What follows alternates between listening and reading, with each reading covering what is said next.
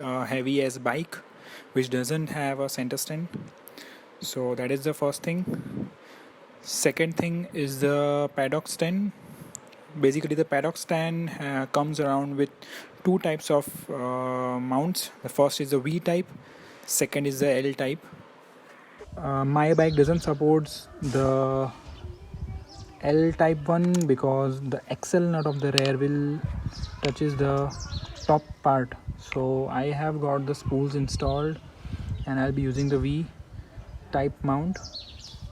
Third thing that I have is a paver block, or we can say the interlocking block.